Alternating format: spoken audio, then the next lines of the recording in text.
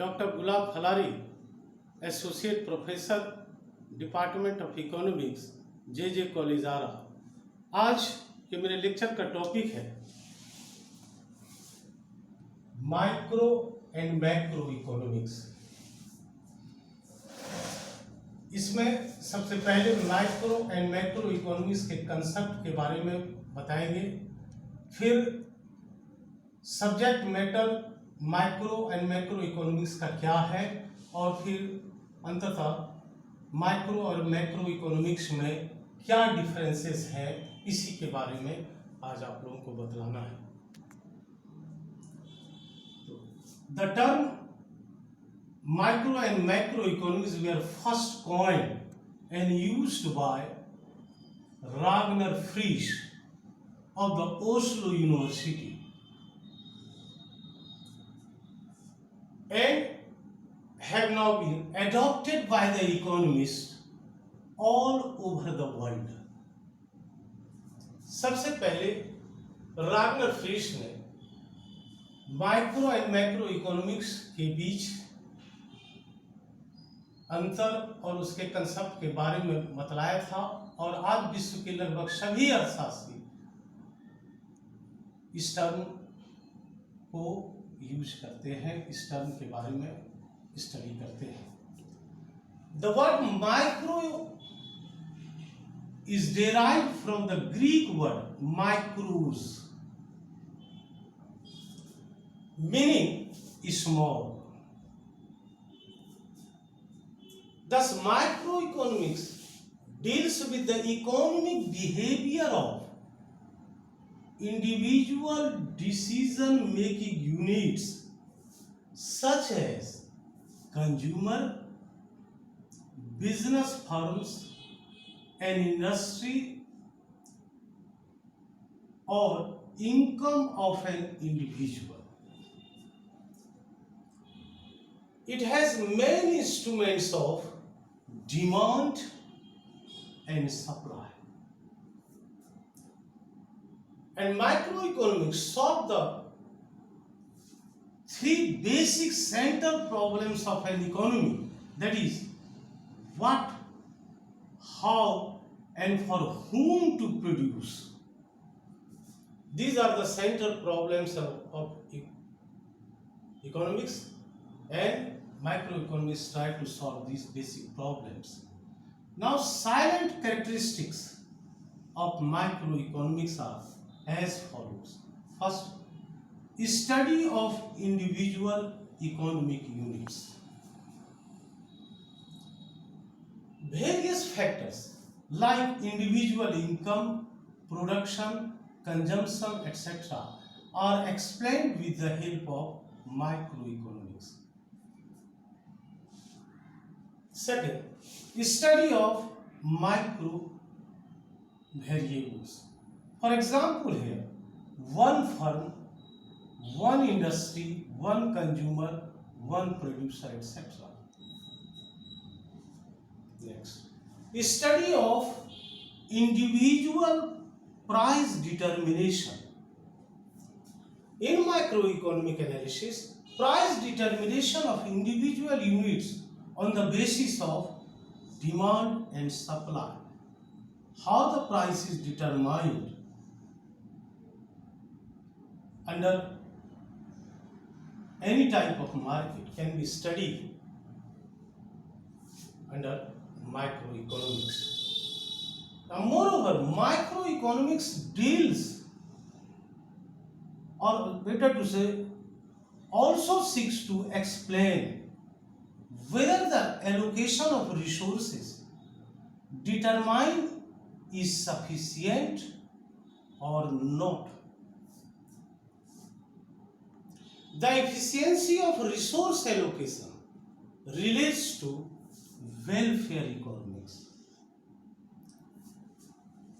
Now, the whole content of microeconomic theory may be summed up as follows.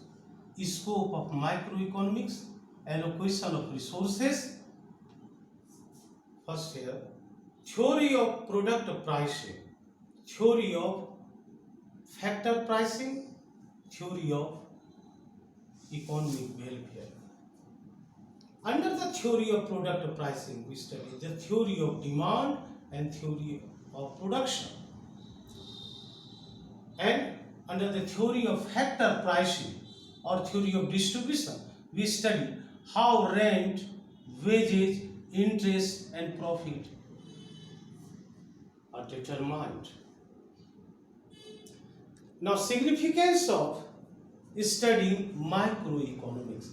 First, necessary to study the economy as a whole. Addition of individual units makes the entire economy. Hence, knowledge of individual units is necessary for economic analysis of the entire economy. Second, helpful in determining economic problem. Price determination and distribution problems find important place in economic analysis. These problems are solved with microeconomic analysis. Next, helpful in policy formulation. Individual units analysis in microeconomics help government in formulating economic analysis. Next, helpful in understanding the problem of applied economics. Applied economics. It helps in understanding the problems of various branches of applied economics like public finance, international economics, etc. Last one. Helpful in understanding the working of capitalist economy. It is also helpful in solving the economic problem of capitalist economy.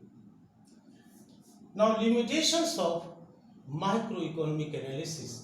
Microeconomics, economic theory, is based upon highly unrealistic assumption of perfect competition and full employment. Perfect competition is an imaginary situation and full of employment is also not found in real world. In practice, however, there is imperfect and underemployment. Most of the dynamic variables are assumed to be static in the analysis, and it is based on laissez-faire, in which government roles remains absent in laissez-faire, that is in free economy. Now come to macroeconomics. The word macro is derived from the Greek word macros, meaning large. Thus, macroeconomics concerns itself with the analysis of economy as a whole and its aggregates such as total income and output, total employment, total savings, total investment and total consumption. Therefore, macroeconomics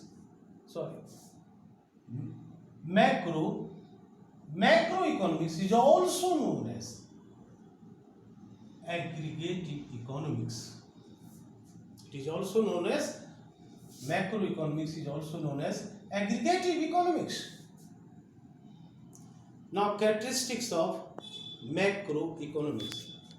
Study of macro units. It studies the macro units of the economy like national income, total production, total employment, general price level, etc. Related to whole economy. macroeconomic variables are related with the entire economy. A few macroeconomic variables are national savings, investment, GNP, etc. It does not analyze the effects of macro policy on an individual unit, but it studies the effect on the society as a whole. Next, tools of macroeconomics. Important economic tools are monetary policy, fiscal policy, and income policy.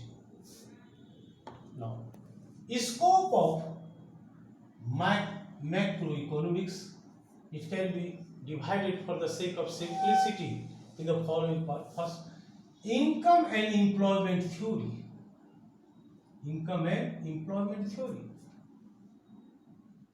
Second, the theory of general price level and inflation. Third, theory of trade cycles or explanation of economic fluctuations. These are the subject matter of macroeconomics. Next, theory of economic development and planning. And finally, macro theories of distribution. Now, income and employment theory we study. The theory of consumption function and the theory of investment.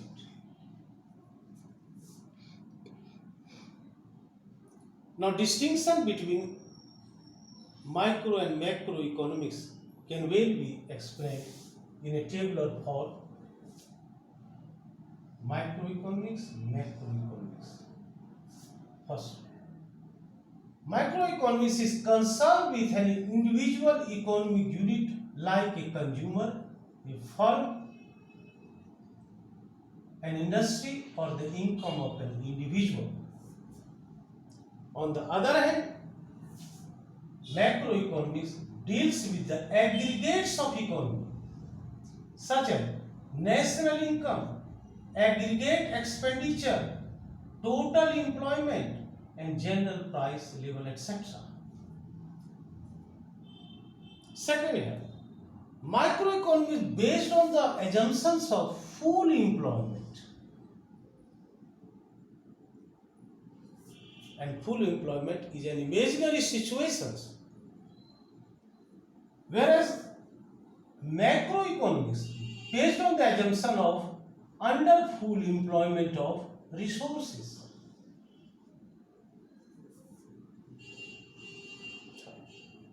Microeconomics studies central problem. The central problem is here price determination, how the price is determined, and its macroeconomic, its central problem is production and employment determination, how the employment is determined under the whole economy. What is true at micro level may not be the true for macro level. Under the macroeconomy, group behavior is applicable on entire economy.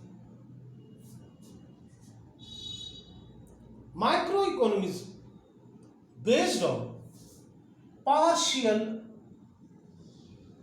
equilibrium, whereas macroeconomy is based on general equilibrium analysis. The objective of the microeconomics is to study the theories related to the optimum distribution of resources, whereas the objective of the macroeconomics is to study the theories related with full employment.